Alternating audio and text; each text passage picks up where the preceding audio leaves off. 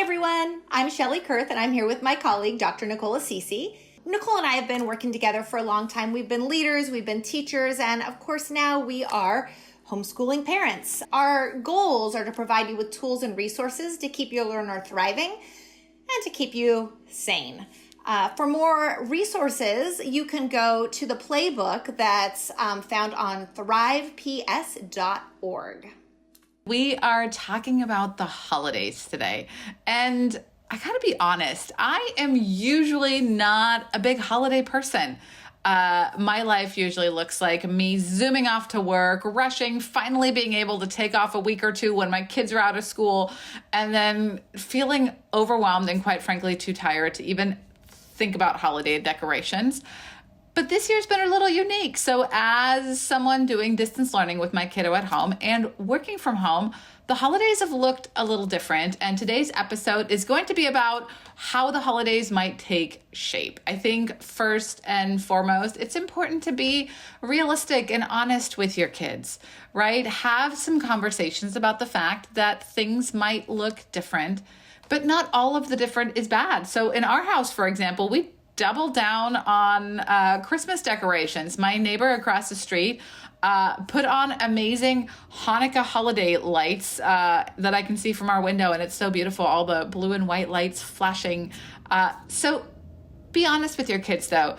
If usually during the holidays you are among the lucky few spending the time on a beach in the Bahamas, might be a little different, but there are lots of other things you can do. So let's talk about them. First of all, there's some really great virtual events happening, like the Nutcracker, for example. So if that's a holiday tradition in your house and you usually go to the theater, live stream some of them. There's other great live streamed theater events that you can find, and we'll try to put some resources in the comments as well. There are also some really great drive-up theater performances. My neighborhood has a theater performance of The Gingerbread House, and I can't tell you much about the performance other than when I drive by, there's all these cars. It looks like a big tailgate, and people bring, their lawn chairs and their trunks are open and they're cozied up with their blankets, watching this really cool performance. Again, drive-up celebrations might be a new holiday tradition to actually keep around because it looks really fun as folks are sitting there in their lawn chairs. Another thing that we love doing in our house, always have and are doing even more now, is just checking out the holiday lights. I mentioned my neighbor to you already, but it feels like a lot of folks like me went a little extra on the decoration. So there are a lot of holiday lights to see, and most neighborhoods, you can see them by walking, by driving.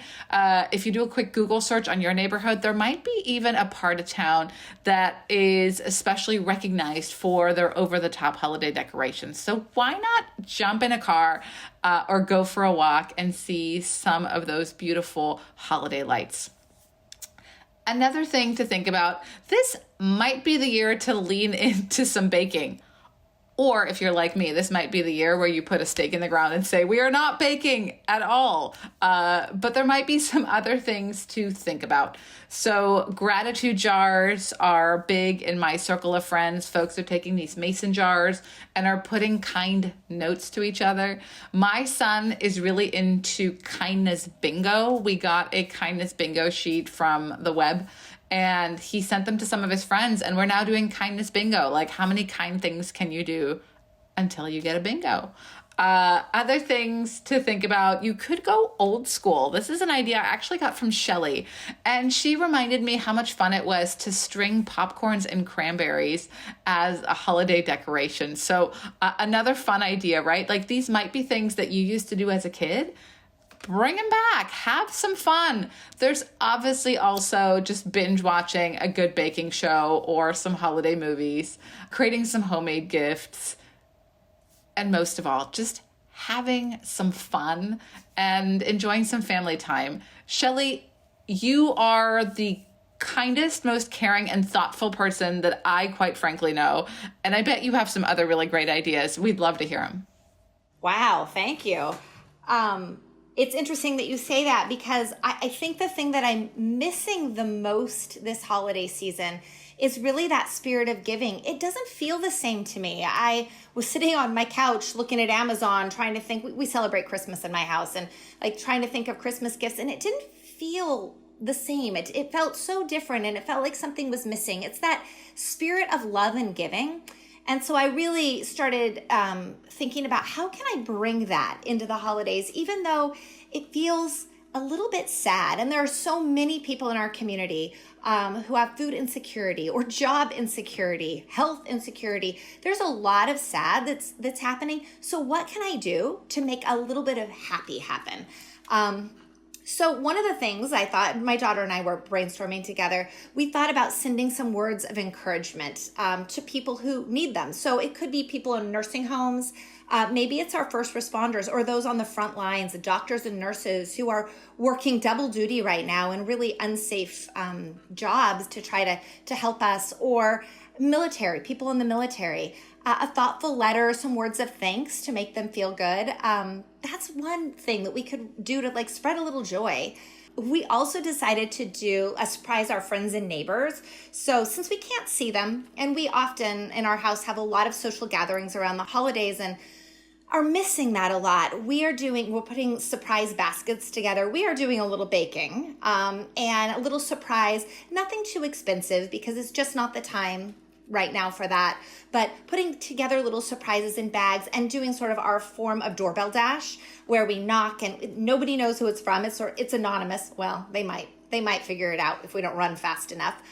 And leave a little surprise for friends and neighbors to spread a little cheer and let people know that you're thinking of them. And this one I got out of the Feeding America, I think it was a newsletter, and I thought it was brilliant. I'm a little over Zoomed. I think a lot of people are. So much of our communication is on Zoom, but I don't get to give that up for the holidays because I need to see my mom and dad and our family. And so instead of doing sort of the normal Zoom thing, we're going to do a virtual fundraiser on Zoom, and we're going to play games, and the losers of the games have to give to a charity of the winner's choice. I'm sure Feeding America will hope it's them, but whatever choice that the winners have, or you might play a game where the pot will be given to a charity. And I thought, wow, how fun. It adds a little friendly competition, but also really gives meaning to some of those family engagements. It's a tough time, but whatever we can do, little or big, to give back. One of my friends is making care packages for homeless folks that include hand sanitizer and masks. And I thought that is brilliant. And they're in Ziploc bags. So maybe a new tradition, since so many of the old ones can't be there, maybe embracing some of the new traditions that have that spark of giving might be something that you can carry on, not just for a year of COVID, but for the years to come. I love that, Shelli. Absolutely. What great ideas. And, I now have the image of you ding dong doorbell ditching and running down the street delivering care packages. So that will bring joy to my holiday season. But for you all watching out there, add some comments of what you're doing this holiday season. There are ways that we can all brainstorm and create a really magical holiday season that can bring some joy to our lives. And most importantly, remember to be together even when you can't be together physically, right? Create that connection, create that social connection, even if you have to keep physical distance. Have some fun, enjoy each other. Don't forget aunts, uncles, grandparents who might not be on Zoom and a screen as much as you. They want to see your faces. Stay safe, everyone. Happy holidays. And until we see each other next time, be well.